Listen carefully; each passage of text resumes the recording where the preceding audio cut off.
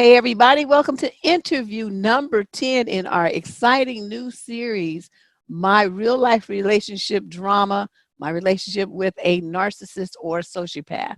You've seen the ladies have been extremely brave coming on to tell you their stories because they want to make sure that you have tools and knowledge that they did not have when they were younger. And they want to make sure that you don't make the same mistakes and have to go through the same trauma and drama that they did. So joining us today is Rachel. Let me bring Rachel on. Hey, Rachel. Hi, Deborah. Thank you so much for having me on. I just love it. I love the fact that you know, willing to come on and bravely share some details of your life. So why don't you give the viewers, just like a little overview of who is Rachel? Hey, yeah, well, I grew up in a pretty abusive household, and I think that's why I ended up with this particular narcissist in my life. So my childhood was pretty chaotic. I grew up with a mother who was very unloving, very, what shall I say, distant, didn't care about us, neglectful, barely even watched us, barely even fed us. And my stepfather was a sadistic sociopath. And he would do things like just randomly come into our room and start like kicking us and throwing things at us and those kinds of things. So there's times I'd end up with like gashes from him throwing rocks at us. What the hell? Yeah, it was pretty messed up. And there's things I remember, like one time he came in and started kicking me around and grabbed me by my hair and picked me up by my hair and ripped part of my scalp out. Just things like that. So, and there was a psychological abuse as well. So he constantly threatening to kill us, bury us alive with snakes and rats. There was a time that he gave us shovels and had us go out and dig our own graves and stuff. So, yeah, so my childhood was pretty messed up. I got out of that situation. My father found out about it when I was 11. He constantly threatened to kill my father and me and my sister if we told anybody. So we were like really afraid to tell anybody. We didn't want anything to happen to our father. We didn't want anything Of course, yeah. us. But I finally got out of that situation when I was 11 because something happened to a sibling of mine that could not just be swept under the rug. I don't want to say anything because, that person didn't give me permission to talk about it. Well, that's fine because the story's about you anyway. Yeah. But unfortunately, nothing happened to him. He didn't even get a slap on the wrist because of some sort of paperwork issue. So we just moved to a different state to be closer with my dad and my dad's family. And I think that unfortunately set the bar a little high for me when it came to my relationships of recognizing abuse when it was happening. So looking back, I did end up with a lot of guys who had like mental issues and had like narcissistic or sociopathic tendencies, and I didn't recognize it, unfortunately. And one of the guys that I really want to talk about that helped me understand what I was dealing with happened to be like a textbook narcissist, and I didn't recognize the abuse when it was happening. I really didn't. So what are you talking about? Okay, so you moved to this new state, and you were how old? Well, I was 14 at the time, but I met this guy when I was 28. But I did have like relationships, but they didn't last very long. They were like, like maybe a year at most. And a lot of the times it was just me just getting tired of their crazy stuff, and after a while, once I got into my late 20s, I was like, what's wrong with me? Why can't I keep a long relationship? And I never stopped to think, well, maybe it's just the guys that I'm choosing that maybe I should be a little more careful. And I think that really helped me realize that and understand that later on. It's not me. It's just that my bar was too high, and I don't see that there's things wrong with these men that I've been choosing. So let's see. So you met this guy. Let's call him Mr. X. Okay. Yes, Mr. X when you were 28. Mm-hmm. So what were the circumstances under which you met? How were you feeling? I mean, had you just got out of a relationship? Were you in the depression? I mean, what was going on with you when you met him? I guess I was feeling kind of lonely, but I was doing good overall. But I guess my self-esteem was just kind of in the toilet, because everybody's married and, and stuff like that. And I'm like 28, like I should be married by now. But I got my own place. Like I purchased a home. I had a college degree. I had a good career. So everything was going pretty good for me. And I decided to try internet dating. And that's where I met him, on one of these online dating sites. Oh, no, not the swipey thing. Oh yeah, and yeah, I'll never do that again. I swear, those places are infested with narcissists, just totally infested. I'm sure, like, some people, like, they find a really good person, but it's like 99% narcissist. I Yeah. swear. Yeah. So his profile caught my attention. I think he messaged me first, and he was a really good-looking guy. And he had a very interesting profile, and we started chatting and talking over the phone after a while, and we had like really long conversations about all kinds of stuff that we were both interested in. So he came across as a really cool guy, like a really nice, cool guy. He looked attractive. The first time we met, he was actually late, like 2 or 3 hours late, which should have been a red flag, but he had all kinds of excuses, like, I'm so sorry, I'm trying to help my son with something. He had like an adult son. And I'm like, okay. And when he finally showed up, I noticed he looked older than his profile said. He had 35 in his profile, and I'm like, he looks like he's in his 40s.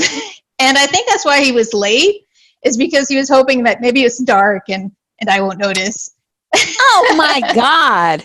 I know. And it wasn't until Dude, it's never going to be that dark. I know. It was not that dark. I'm like, I can tell already. And at one point he handed me his driver's license. I don't remember what we were getting the discussion about. And I saw the birth year didn't quite add up to the age he had in his profile. I'm like, I noticed your birth year is this, so that makes you like 48 or whatever. And he's like, oh yeah, I wanted to tell you at some point, but I put like it was like 12 or 13 years older than he said in his profile. And I would have never met him or even given him the time of day if I had known he was that old. But he had some lame excuse about it, like, well, women my age can't keep up with me, and I take really good care of myself, and I eat really healthy. I'm like, oh, whatever. But, as somebody who's in my 30s, late 30s now, I'm like, he was just lying. That's BS. Bottom line, he was gaming on you. Oh yeah. And I, looking back, he did it on purpose to get younger women, because typically we are a little more naive and gullible, like I was back in that, almost 10 years ago now. But that was another red flag. If somebody like lies to you, especially about that big of an age gap, then that's a problem. That means they're willing to lie about anything, and that was the case with him. He lied constantly throughout the relationship. And unfortunately, I believed a lot of his crap. But things were going pretty good, but I noticed that he wanted to move too quickly. Like, he wanted to like move in right away. And after like only 2 weeks of dating. What? And of course, yeah, I'm like, I don't know about this. It seems kind of weird. And because and I really liked the guy and everything, but I just was not ready for that sort of thing at that early on in the relationship, of course. And he got mad at me, blew up, started yelling at me, telling me I'm stupid because he was going to give me part of his paycheck and help me pay bills. And I was, he was yelling at me, and I was thinking, like, what is wrong with this guy? And I was going to break it up then. And like, look, you got issues, just don't ever deal with me again. But he called back later and apologized. Like, I'm so sorry. I should never have blown up at you like that, blah, blah, blah, blah. And I forgave him stupidly, and that's another red flag. If somebody can't take no for an answer, that means they don't respect you. They don't respect you as a person. They don't care about your feelings or your opinions. And that was the indication of that. So they don't take no for an answer, just leave. And then when we work things out, and then the more time we spent together, the more controlling he got about stupid things. Like, you should put your toothbrush over here and put it like this. And I'm not exaggerating. I'm like, what does it matter how I put my toothbrush? And then he would start lecturing me like a parent, right? And I'm like, look, you don't have to, I'm not a kid, And it'd be like, you should wash your dishes like this because XYZ, or you should mop your floor like this because XYZ. And like, look, there's more than one way to shave a cat. I don't have to do things your way all the time. But that's how it was. and I couldn't even like buy things with my own money because he would lecture me about it. Like, oh, that's bad for blah, blah, blah. You should get this over here. I'm like, whatever. And I was getting to the point where I was just doing things because I didn't want to hear him lecturing me, Right. And, That's and what they then, depend on. yep. I didn't recognize the gaslighting. There's a lot of gaslighting and mental manipulation that was going on in a relationship. But it started out with the small things, and then it escalates over time. But it got to the point where he grabbed my steering wheel when I was driving because I was waiting for the person in the other lane, the people in the other lane, to get out of the way, and he just grabbed it. He's like, "Just get over," and he grabbed it, and I lost my crap. I'm like, "This is over. You cannot grab my steering wheel," But we got back together, stupidly after that. So the controlling thing just got worse, and then the put downs started happening, like making me feel bad, calling me lazy because I didn't keep the house super immaculately spotless, And I was working full time, and shortly after, he did actually lose his job early in the relationship. And I felt bad. I'm like, oh, you can come stay with me until you get another job or whatever. That was stupid. I should have never done that because it was too soon in the relationship. And Girl, he probably never had a job. probably. You know what I mean? That's just part of the game. That's why he wanted to move in so fast. You're probably right, because he didn't have a job most of the time we were together. We were together for like 3 years on and off. It was like a really rocky relationship. And I think he maybe worked for like a month the whole time we were together.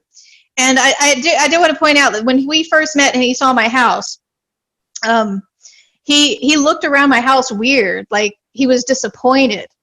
And he didn't compliment my house. I have a decent house, it's not that bad. And he's like, I thought you were in a 2-story house. I'm like, well, what gave you that impression? He's like, because I saw your picture, your house on Google Maps. What? He's like researching your house? Yeah. Oh, and I'm like, dude was doing the most. Oh, yeah. And he was disappointed that I didn't have this big, luxurious house. So he just wanted to be like pampered and taken care of was what was going on. He didn't want to have to work. And the whole relationship was me, cooking, cleaning, working, being a slave. And it just got worse and worse because he would start out doing some of the cooking and then it would just be all me. And if I didn't do it, suddenly I was a lazy piece of crap, And I might be lazy, but guess what? You the hungry one. Exactly. And I look back like, why did I put up with all this stuff? I didn't used to, but I guess I felt like I kept blaming myself for all of my previous relationship failures. And I thought it was me. And he used that against me. And he could tell all of my vulnerabilities and all of my my sensitivities and what made me feel bad, and he would use them against me. But also early in the relationship, he tried to get me to quit my job and try to isolate me, and that's one of the things that narcissists do. It was first bad-mouthing my friends and family to where I could hardly ever talk to them because he would either spy on me, like I would be in the bedroom talking to somebody and he'd be right outside the front door listening in, which is very creepy.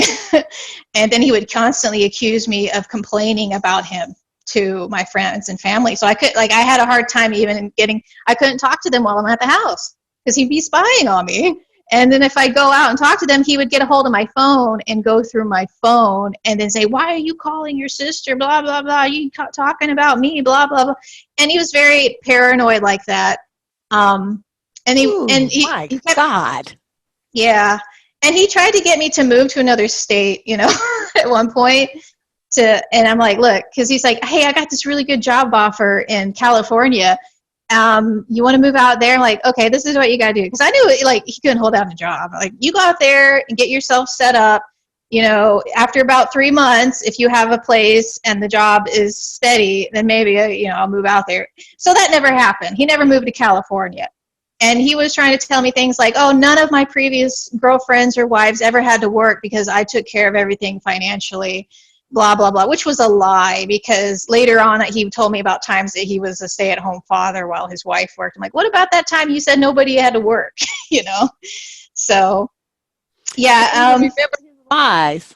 Exactly. After a while, the whole house of cards would fall down, and I started seeing him for what he was and all of his lies and everything. And like, he would say that all of his ex-wives and ex-girlfriends would cheat on him, and like, gee, I wonder why, because he was such a jerk.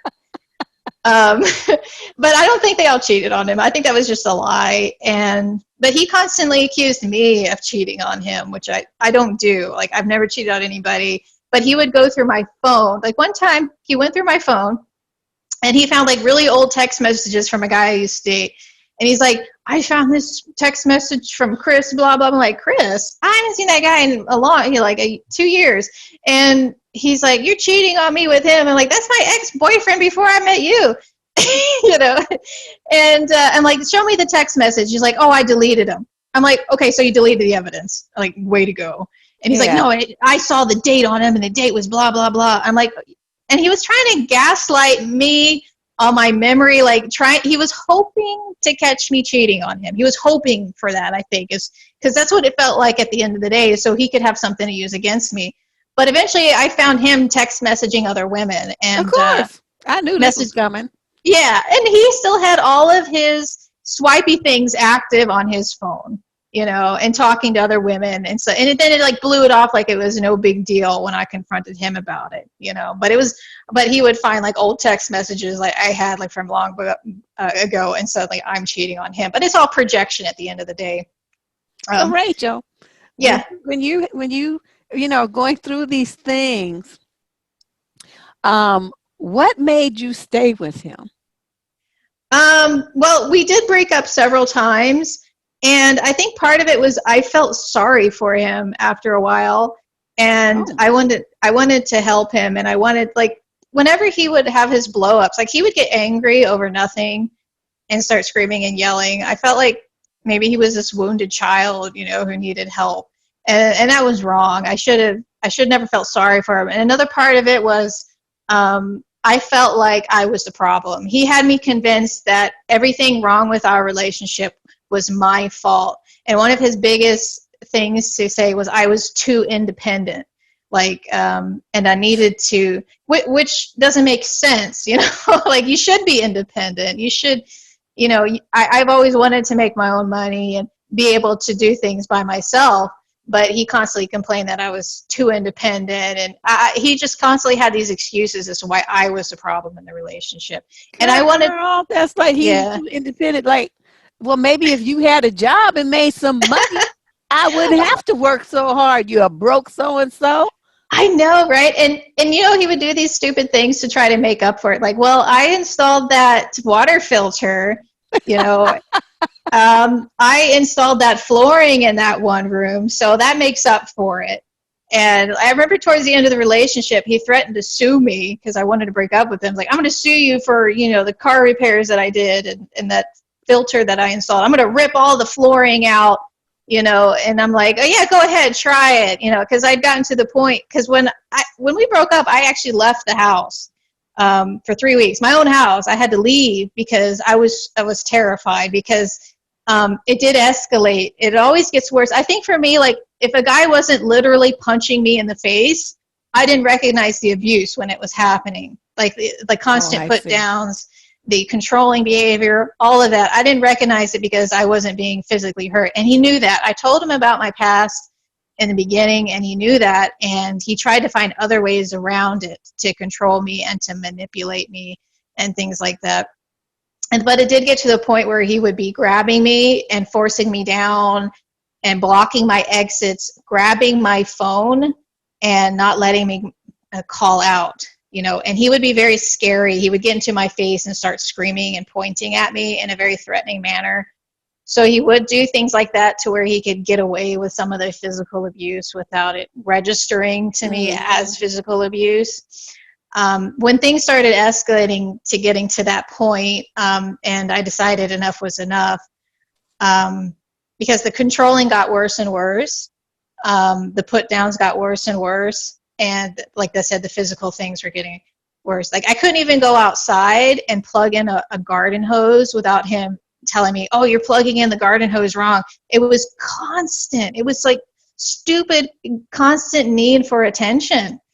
And like he would always call me lazy and stupid, but which was projection because he was the lazy one and he would do stupid things.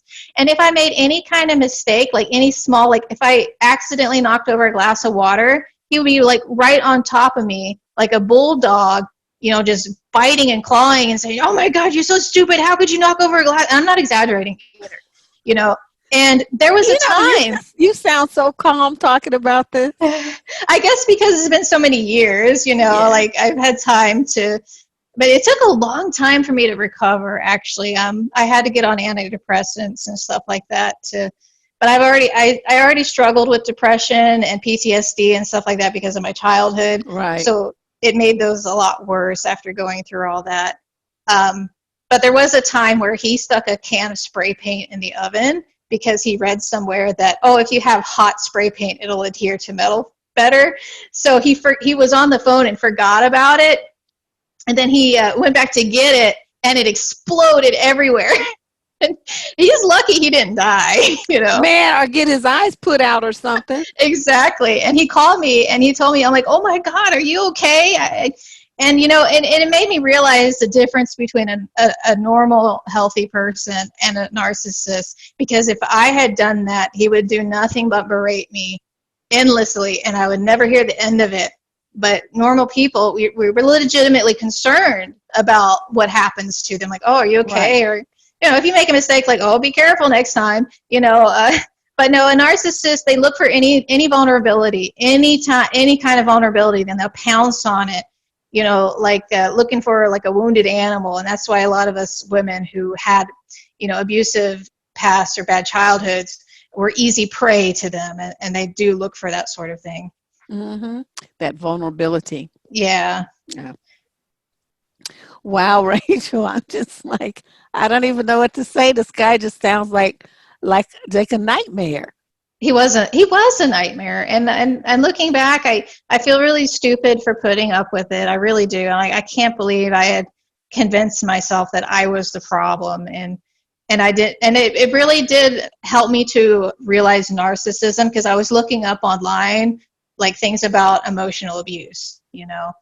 And that's when I came across the topic of narcissism. And that was towards the end of the relationship. And I just kept watching all these narcissism videos. Like, I can't believe they all do the same things, you know. And there's like they have a textbook. Yeah, exactly. It's like they're all cut from the same cookie cutter. And one time he did say something to me. I just want to say it because it's kind of funny. I think some of them kind of know what they are, because one time he said that he wishes that when he dies, he could be a demon so he could torture people. But he's already doing that in real life anyway. So he wasn't. Says stuff like that. Oh my God. I know. I'm like, I don't think I would want to be a demon, but okay. Dude, for real? That's the best Yeah. you got. Woo, Yeah. girl. So let's Yeah. think back now, since you're on the other side of all of that drama. When, you know, I'm a firm believer that we do things, or we only do things because there's some kind of payoff for us. It might not be a Right. healthy one.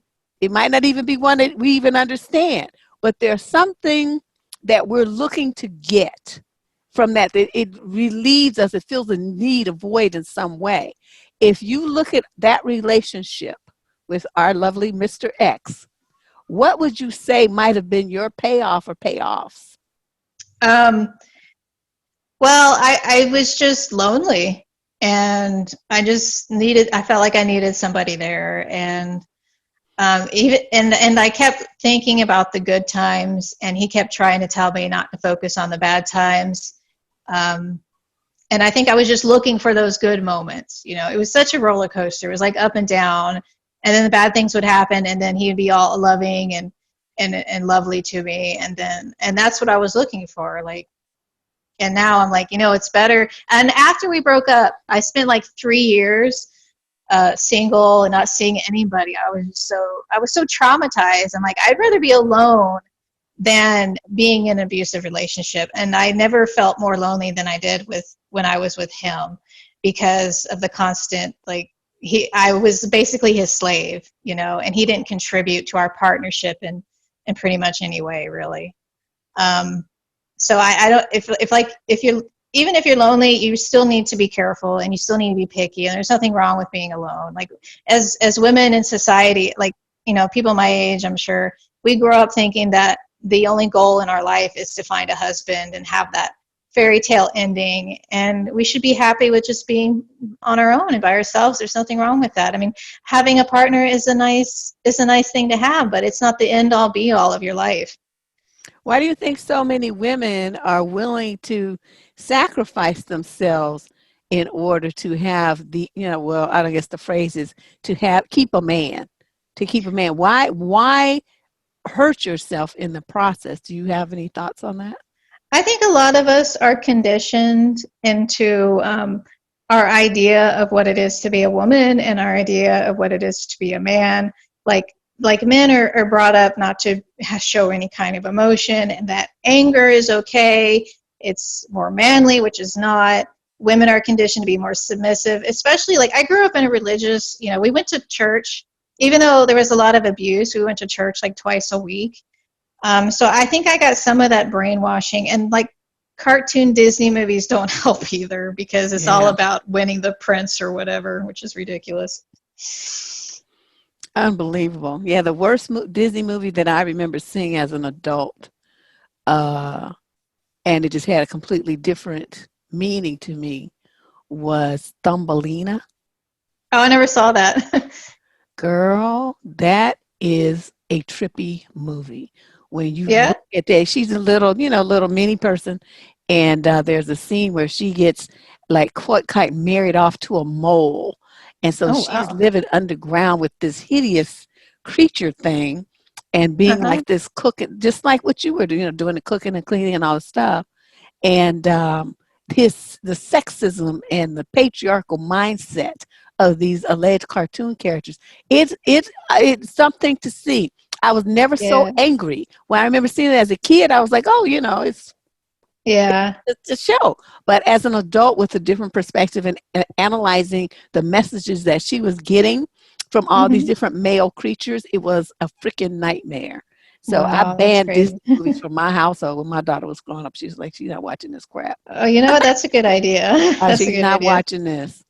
So tell me, Rachel, now you on the other side of this and you sound great. I just want Oh, you to thank know, you. yeah, you sound like really, like you got it together. You understand your role in this. You know what to do and what not to do. So as you reflect back, what tips do you have for other young ladies who might be finding themselves in a similar situation? What are the red flags they need to look out for?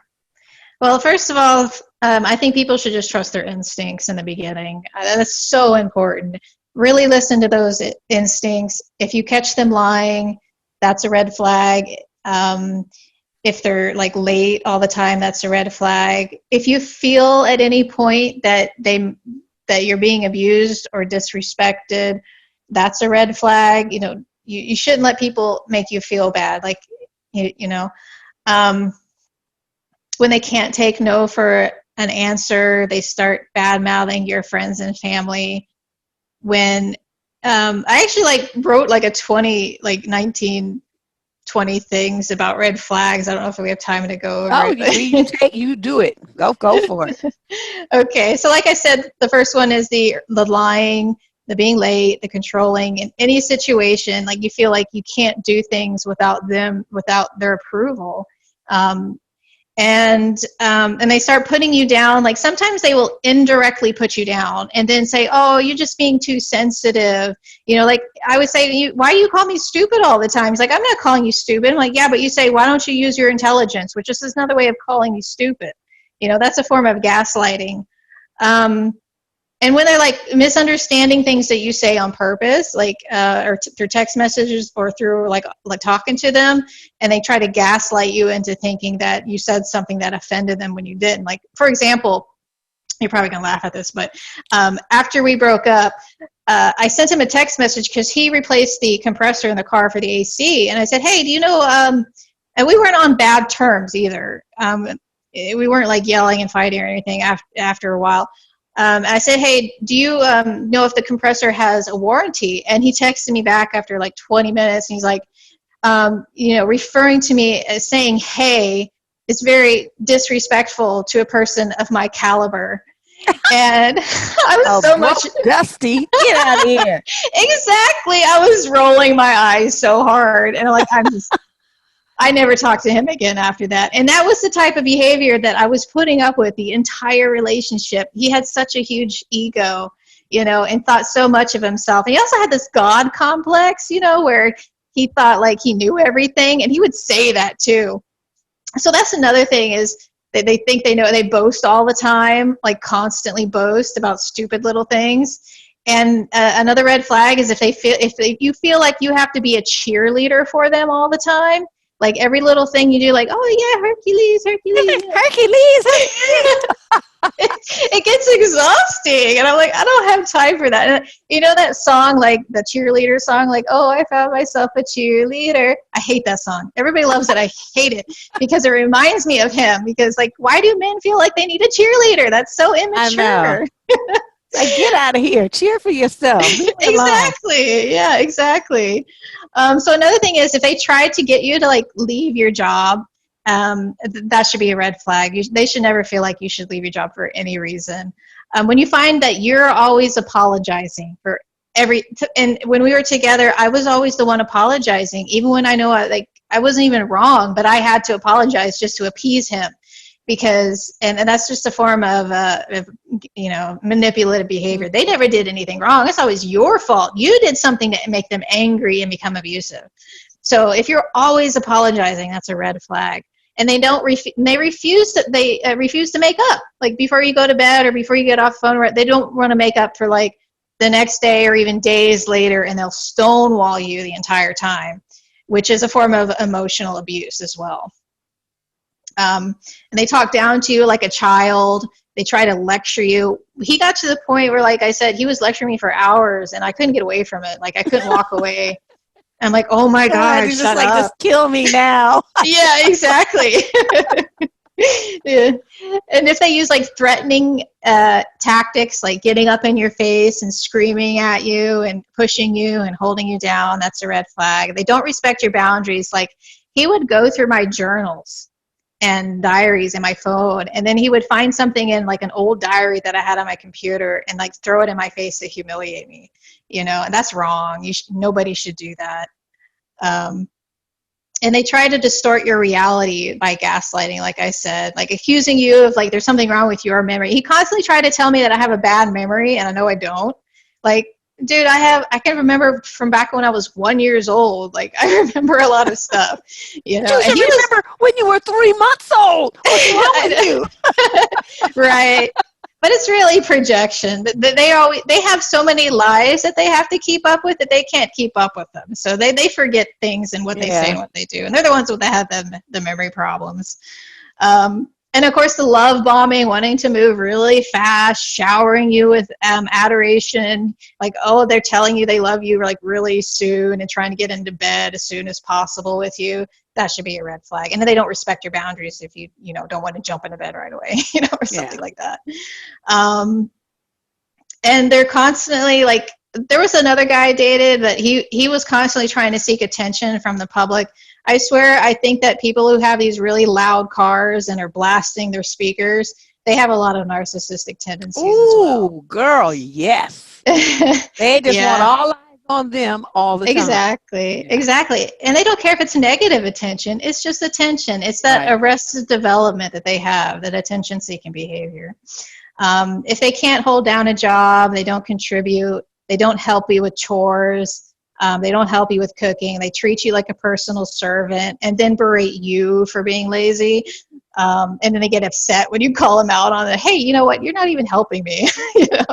Then they get mad and throw a fight and stonewall you or something, But they try to sabotage your career as well. So a lot of times like if I were to go in for like a interview for promotion, he would purposely pick a fight with me that night and scream at me. And then it'd be like 2 or 3 in the morning. I'm tossing and turning. I'm not getting any sleep. He would constantly try to prevent me from like, studying up and getting ready. Right. And then I would blow the interview, because I'm tired and I can't think straight.